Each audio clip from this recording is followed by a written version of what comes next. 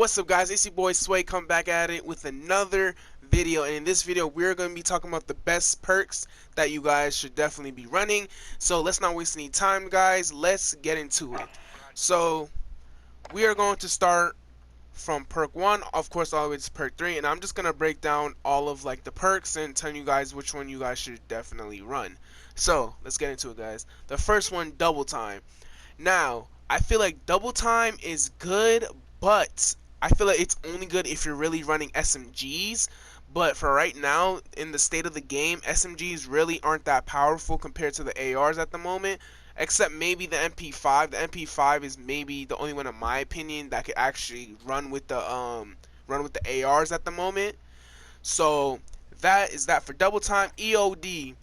We were just informed by Joe Seacott, one of the multiplayer developers, that EOD will be getting a buff. So letting you guys know that that's actually a good thing, because we all know how annoying the claymores are and how powerful they are. So if the EOD is getting a buff, that means that could be a really good perk to use in the future once that buff comes our way. Next, we are going to talk about overkill. Overkill, we all know how that works. Currently, a lot of people are running overkill. They are running it with their favorite AR or favorite weapon, and they are overkilling it with the overpowered Olympia. So yeah, that's that. Most people are using, overkill to switch over with the Olympia, which is really annoying, but nothing we could do. We just gotta wait for the nerf that's coming for the Olympia. So yeah, let's move on. Scavenger. Honestly, I don't believe many people use Scavenger, in my opinion, because of the field upgrades. Because a lot of people are using the ammunitions box. That's basically getting back your max ammo and all that, as well as your tacticals and your lethals. So no, I don't think a lot of people use Scavenger like that, in my opinion. Next is Cold-Blooded. Cold-Blooded is pretty good, especially with how easy it is to get VTOLs. And we all know how overpowered the VTOL is, especially for only being an 8 kill streak. It shreds as soon as you step in that area. So Cold-Blooded is actually a really good perk to use. Next is Quick Fix. Now I feel like it's maybe a sleeper. I could be wrong, but I believe not many people probably use Quick Fix. It's actually really good if you think about it. Like, you get a faster health regen if you just kill players, you capture the objective, you do like whatever you can to benefit your the motion of the game, basically. And that faster regen can help a lot if you think about it.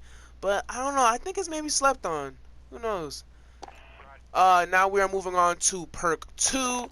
Restock. Restock is, I really don't use it that much, but from what I see from other creators, Restock is actually pretty good, because you can get your tactical as well as your lethal in a, as it says, in 30 seconds. So say like you are all out of stim shots or whatever, you just gotta wait 30 seconds and you get another stim. Same for like a claymore. Say like you're all out of claymores, you wait 30 seconds, you get another claymore. So yeah, that's Restock.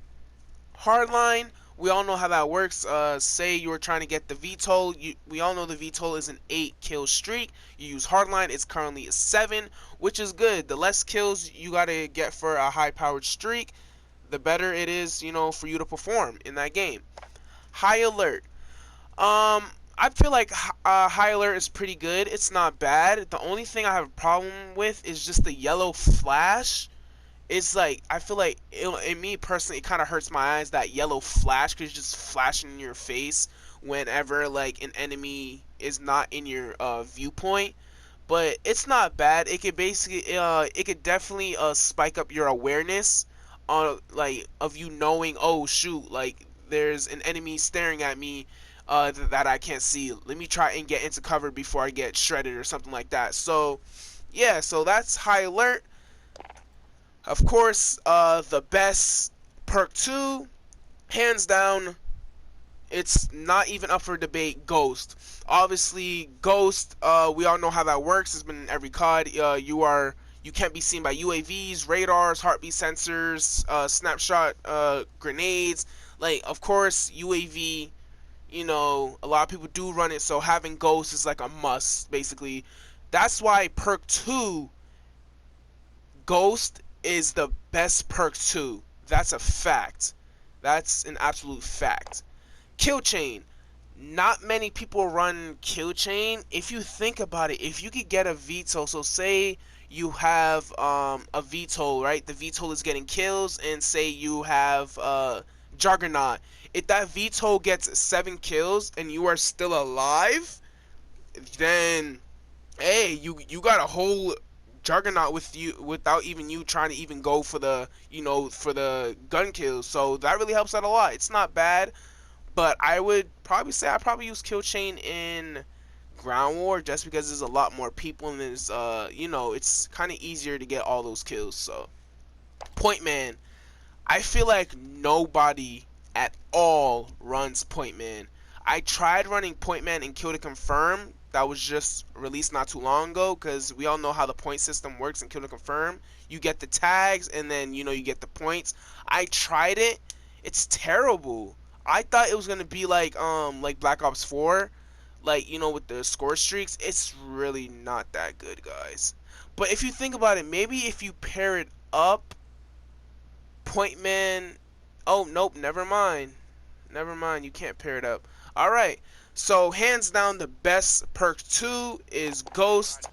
We're gonna go back to perk 1. I believe I missed the best perks that you should use. The best perks that you should use for perk 1 is Overkill as well as EOD.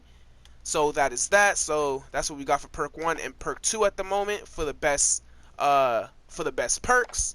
Now for perk 3, we have Tune Up. Basically what Tune Up is, you basically get your field upgrades 33% quicker, and depending on what you're running, with what I run the ammunitions box as well as Dead Silence. So Tune Up does help out a lot, especially with the Dead Silence, because we all know how loud the footsteps are and how crucial Dead Silence is.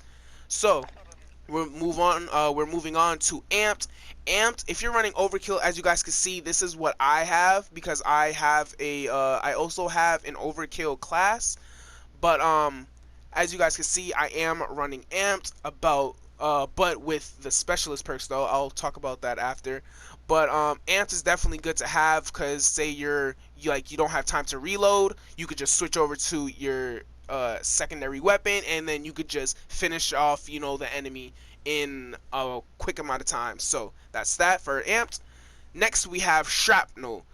Shrapnel is basically you get to carry an extra piece of lethal equipment. So say you have 1 claymore, you put on Shrapnel, you get 2, and that's gonna be every time you die or spawn in or whatever. So it's basically you getting an extra lethal equipment basically. Next it is Battle Harden. Battle Harden is actually really good. It basically stops the flashbangs, the stuns, the EMP grenades. Yes, it still goes through, but the time period where you're stunned or flash, it's severely less time than without you running Battle Harden. So that is that. Spotter, I don't touch this at all. I'm gonna be honest, I don't touch this at all, because I feel like the way Spotter works, you legit are vulnerable. Like, you have to take out the binoculars, and then you have to pinpoint the enemy, and then yes, it spots them, but you not having your gun in your hand at all times, that's a really big problem. So I feel like no one runs Spotter at all. Next and the final perk is Tracker. I feel like Tracker is pretty good, but I feel like it's mostly good for like knifing. So like if you're trying to do like a knifing class, shout out to TKO, These Lives Only, one of my favorite YouTubers. He uses Tracker on his knifing classes to see like the enemy footsteps, so it's easier for him to trail his targets without being seen. So yeah guys, and last but not least, the specialist perks. Basically how the specialist kills works, they basically get rid of your kill streaks. So just letting you guys know, how that works. That's a warning. If you guys are trying to use extra perks, you guys will be getting rid of your kill streaks, and you guys will be having to get kills in order to, you know, get the 4th, 5th, and 6th kill streak. So as you guys can see, I have amped. Once I get 2 kills, amped will activate. Once I get 4, I get EOD, and once I get 6 kills, I get scavenger. The only reason why I'm really running scavenger is only because, like, it's for a mission challenge. Other than that, I would not be running scavenger. I would be running something else that's more beneficial.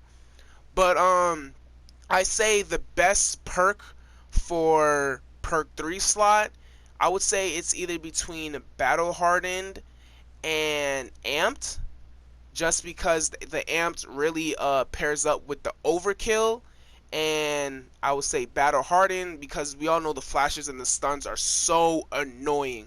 But yeah, guys, we're gonna go over it one more time. So the best perks for perk 1 is EOD as well as overkill.